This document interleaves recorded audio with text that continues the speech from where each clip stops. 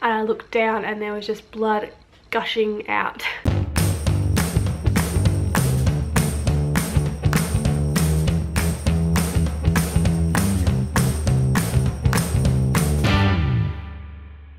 Good morning everybody, happy Saturday. Today is a very quiet day, still rainstorming outside, and obviously I'm not feeling great. I'm actually feeling worse today than I was even yesterday coming home. I'm in a lot of pain now that all of the drugs from obviously the anaesthetic have worn off. Trying to keep on top of that, I'm feeling very fluey and not nice. You can probably tell that my cheeks are very flushed. I have a feeling that's just left over from the anaesthetic and from the procedure itself. So yeah, I'm feeling pretty tired, weak, not great today, so I'm pretty much just on bed rest all day while Ray helps out looking after the kids. I probably will sit down and chat in a little while about the whole day yesterday and my feelings and thoughts and stuff on it, because I was a bit out of it yesterday, so I didn't really get a chance to talk about it. Yeah, that's kind of just a little good morning from me.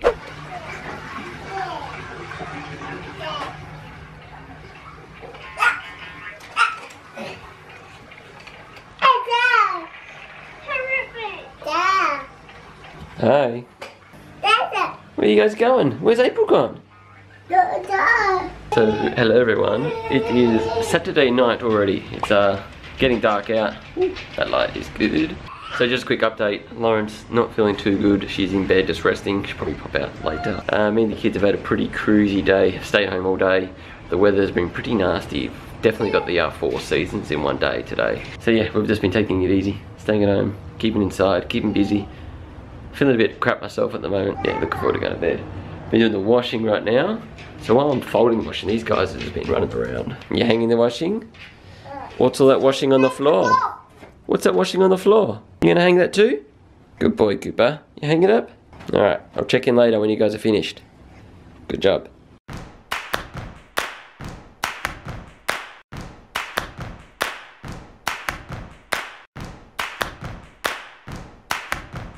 I'm not sure if everyone on the internet would allow this, but I do for the moment.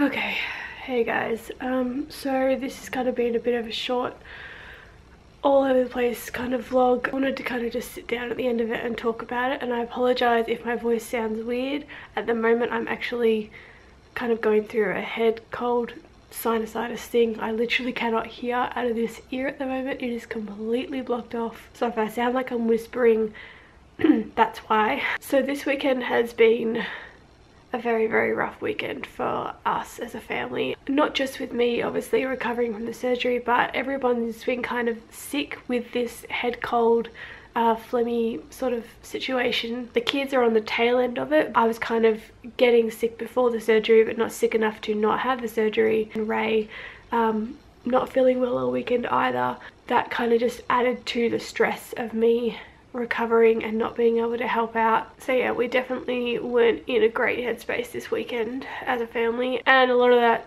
to be honest, is me as well. I'm not in a good headspace at the moment. I wanted to kind of talk about the results side of things, because I kind of briefly talked about it in the last vlog, saying that obviously they didn't find anything too sinister, they didn't find any endometriosis, which is a really, really good thing.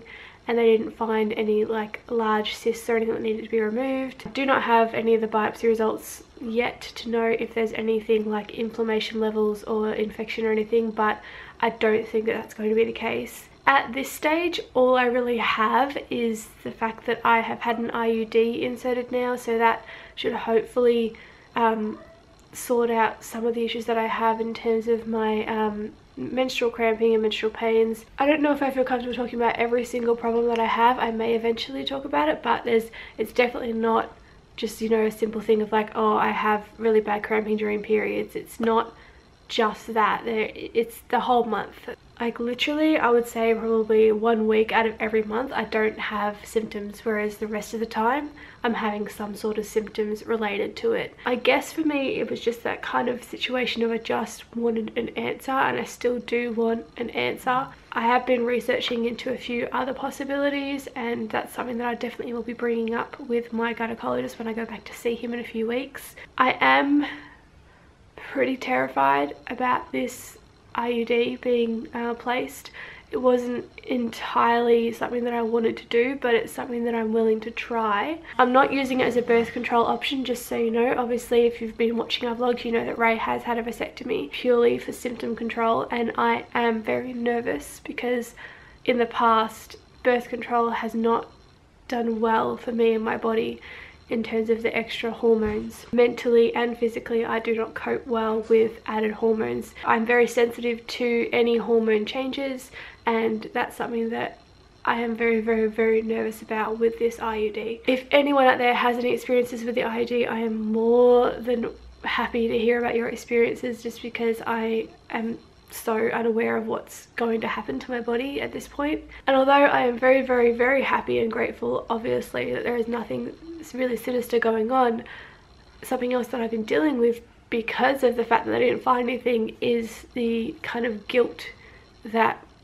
I'm putting everyone around me through this situation. Without results, it appears to everyone watching that I am making it up or being dramatic. It's just really hard for me to cope with when I know within myself that I am struggling with symptoms, but they're not obvious or medically obvious. To be honest, I think most of that comes from the fact that because I have had mental health issues in the past, and that's not always medically obvious, and it is stigmatized in the way of telling people that it's all in their heads, or that they have control over it and they're making it up, or that sort of thing. So I feel like that's definitely related to this, because I have had that experience in the past. I am trying to remain positive because obviously there's no real negative news, it's just no news.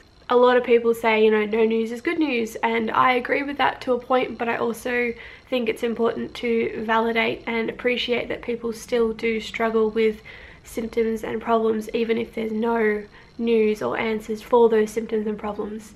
It doesn't make those problems go away, it just means that we don't have a concrete answer for it. Anyway, I don't want to ramble on too much with this, but I just wanted to let you guys know that it is a hard time for us as a family at the moment. It's hard, but we are getting through it, and it's not always apparent on the vlogs. I'm feeling better than I was the last few days. I actually had a shower this morning and I feel so much better after washing my hair. I took off some of the bandages. I'd noticed this yesterday and today. I can't really show it to you. Basically, the story behind that massive bruise is that's where my IV was inserted. It hurt going in and it hurt coming out, and actually when they took it out, I stood up after having the bandage and stuff put on it, and when I stood up I just felt warmth on my arm, and I looked down and there was just blood gushing out. They called for the nurse and she came in and just sort of put pressure on it straight away. But because of that, I think that's why it bruised up even more, just because the blood, there was a lot of blood. Thank you for watching if you're still watching. Hopefully we'll be back to the regular happy videos that we have been uploading recently, because I've really been enjoying them. And hopefully after I'm healed and all better from this procedure, it'll be onwards and upwards with only good news to tell. So thanks for watching again, and I'll see you guys all in the next video. Bye!